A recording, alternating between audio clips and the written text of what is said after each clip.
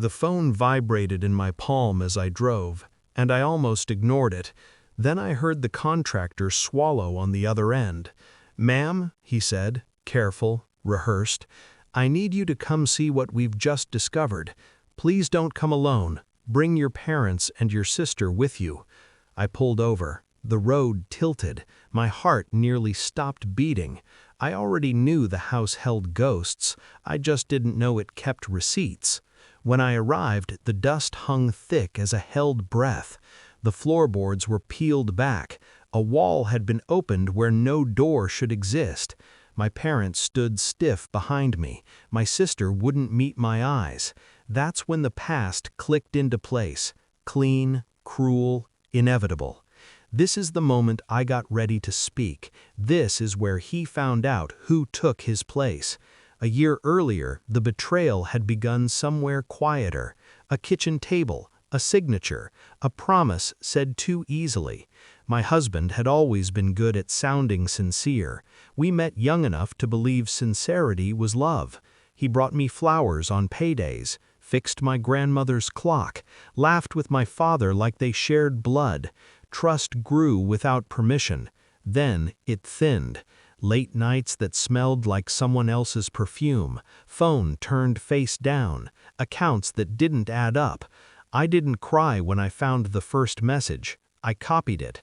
I didn't scream when I confirmed the second life. I memorized it. Heartbreak is loud. Control is silent. The divorce was the inciting incident everyone saw. He cried in public. I nodded. He told people I was cold. I let them believe it. While they watched the wreckage, I studied the map. The house was supposed to be a clean chapter. My grandparents' old place, wood-paneled, stubborn, honest. I hired a renovation company because I wanted light. What I got was truth.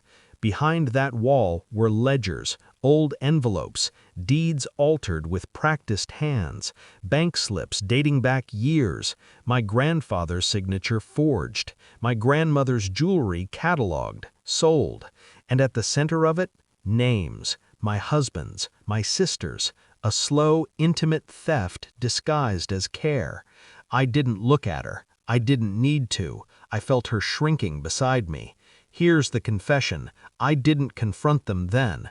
I thanked the contractor. I asked him to seal the room. I drove everyone home. I smiled. Planning requires patience. I rebuilt the timeline.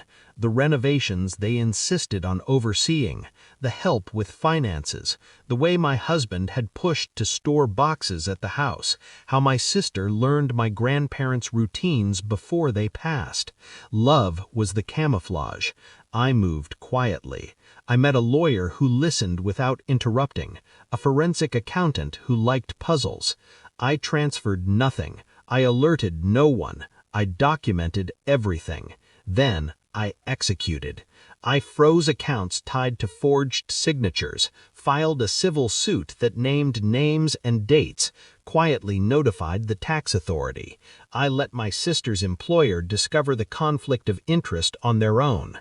I let my husband's new job learn why his background check stalled. The key was timing. Revenge isn't rage, it's choreography.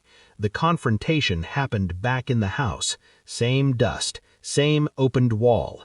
I invited them under the pretense of closure. He arrived confident, already rehearsing the speech where he'd be the wounded man again. My sister stood behind him, smaller than she'd ever been. I spoke once.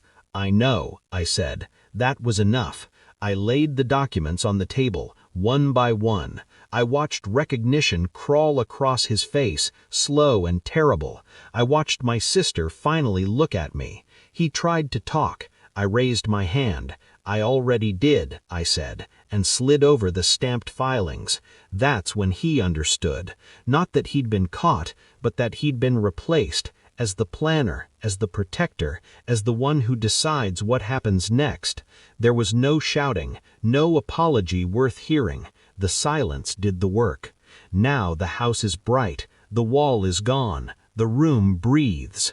I keep the ledgers in a safe, not as trophies, but as proof that I survived by seeing clearly.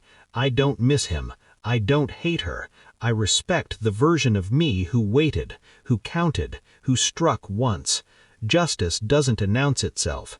It arrives when the door opens and the truth steps into the light.